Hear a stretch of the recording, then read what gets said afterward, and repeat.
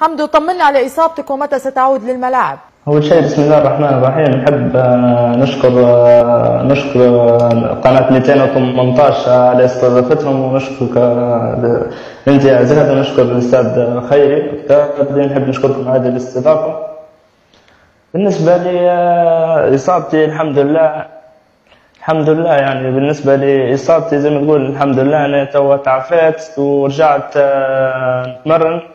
نتمرن بروحي مع المعد البدني لي من يومين فاتوا، وتو يعني حتستمر اليومين التاليين مع المعد البدني، وإن شاء الله بعدين ندخل مع الفريق إن شاء الله. كيف لقيت الأجواء في الدوري التونسي؟ حمدو، أنت كنت في أوروبا في دوري كبير هو الدوري البرتغالي، كيف تأقلمت مع اللاعبين؟ أنت في فريق كبير عربيا وأفريقيا، هو بطل إفريقيا. حمدو المصري في مبارتين أصبح الجماهير المكشخة يهتفوا باسمه، يعني يتكلموا إن هذا اللاعب الليبي هو نيمار ومراوغات نيمار. كيف قدرت تتأقلم في الأجواء مع الترجي؟ والله الحمد لله يعني رحبوا بي هنا الناس، رحبت بي الإداريين والرياضيين ورحبوا بي بكل يعني، وما لقيتش يعني ما لقيتش حسيتش روحي اني غريب، بما اني نزلت يعني تمرنت قبل زوج تمرينات قبل المباراة، يعني الحمد لله تأقلمت يعني مع الرياضيين، ونعرف أنا سامح يعني عرفني على الرياضيين، ويعني ما حسيتش روحي غريب، يعني الحمد لله اني متأقلم معهم يعني. وبالنسبة للجمهور الترجي يعني اكيد ان شاء الله يعني قاعدين ما شافوش يعني 50% من اللي يقدر يعطيه حمدو، يعني ان شاء الله نقول لهم ان شاء الله باش تشوفوا حاجات افضل من هيك ان شاء الله. حمدو، هل بنتقدوك اثناء قدومك للترجي وقالوا انك انت رجعت خطوه للوراء برجوعك لدوري عربي بعد ما كنت تتألق في البرتغال؟ انت تلعب مع بطل افريقيا، شن كان ردك على هذه الانتقادات؟ ولماذا اخترت الترجي اصلا؟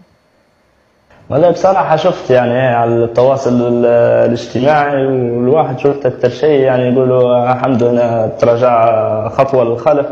لا نحب نقول لهم يعني أنا بالنسبة لي يعني عندي مازال شيء في راسي يعني إني نديره، ويعني بالعكس يعني نادي الترجي يعني يلعب على بطولات يعني قارية زي محلية وأفريقية، يعني بالعكس يعني أنا ما درتش خطوة للخلف، واننا نشوف القرار اللي خدته يعني القرار صحيح، وان شاء الله يعني ندير مردود كويس في السنه هذه، واننا نكون حنرجع باذن الله لاوروبا، ومن حنرجع افضل في انديه افضل من اللي كنت فيها في البرتغال ان شاء الله باذن الله.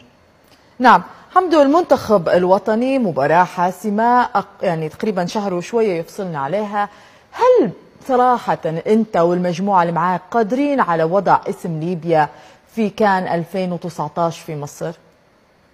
والله اكيد يعني الحاجه هي يعني قداش اكثر من مره يعني نحكوا الرياضيين مع بعضنا، يعني كنا شادين العزم يعني ان احنا المباراه هذه مهمه، ويعني ماذا بينا ان نترشحوا، يعني اكيد ماذا بينا نفرحوا الجمهور الليبي ويعني ما اكيد مش صعبه بالنسبه لنا، مش صعبه، لكن زي ما تقول ديما نتمنى ان ديما الاداره تكون في احترافيه شويه في الشغل، يعني كل شيء يكون منظم وبشكل بكري، ما تجيش في يوم وليله تجي تقول بنديروا معسكر اسبوع او اسبوعين يعني نشوف فيها ان شاء الله باذن الله، يعني احنا عازمين احنا وزملاء الرياضيين باذن الله ان شاء الله مباراه حنعطي كل ما عندنا لاسعاد الجمهور الليبي وترشح للكان ان شاء الله، ويعني مش حاجي بالصعب يعني باذن الله، لكن حنكونوا قدها وقد هذه المسؤوليه ان شاء الله، ونفرحوا الجمهور الليبي باذن الله. هل تتوقع ان تغيير المدربين يعني تقريبا كل مباراه بمدرب اثر على مستوى المنتخب الوطني؟ يعني انت فوزي العيساوي ما زال ما كانتش عندك مع تجربه، يعني بحكم انك كنت مصاب يعني ما شاركتش في مباراتني السيشل، كيف ترى قياده فوزي العيساوي المنتخب الوطني الان؟ هرب الصوت ما عادش نسمع فيه. نعاود سؤالي حمدو مره ثانيه، قلت لك المنتخب الوطني. لا والله يا زاد شاركت مع الكابتن فوزي العيساوي واحد مباراة السيشل اللي ما كنتش حاضر فيهم مباراة نيجيريا. لا سمعتك. نعم. قلت لك يعني كنت حاضر في مباراة ستيشن اللي سجلت فيها الجول. يعني بالنسبة لي الكابتن فوز العيساوي والكابتن بكر باني يعني ينتظر منهم شغل كبير يعني بالنسبة للمباراة هذه. نتمنى أن هم يوفقهم وأن يحطوا التشكيلة المناسبة للمجموعة، وإن شاء الله ربي يوفقهم ويوفقنا وإن احنا نكونوا قد المسؤولية نتحملوها مع بعضنا كرياضيين كطاقم إداري كطاقم فني، إن احنا تكون يعني مباراة مصيرية ونتأهلوا فيها. نعم أكيد، كل التوفيق لك نجم الترجي الرياضي التونسي حمدو الهوني وكذلك نجم المنتخب الوطني. كلمة أخيرة حمدو لكل الجماهير الليبية اللي تتبع فيك سواء في الترجي ولا مع المنتخب الوطني، بشن توعدهم؟ والله نحب نشكرهم، يعني نحب نشكر كل من ساندني سواء كنت نلعب برا في البرتغال أو جات لي. نحب نشكر كل من ساندني وكل من وقف معي ونقول لهم بارك الله فيكم. وإن شاء الله يعني نوعدهم زي ما وعدتم إن شاء الله بالتألق واحد، وإن شاء الله إن ربي يفرحنا ونقدر نفرحهم في مباراة الترشح هذه اللي هي السنة هذه، يعني تكون حلم إن احنا نترشحوا لهذه كان ونفرحوا الجمهور الليبي إن شاء الله.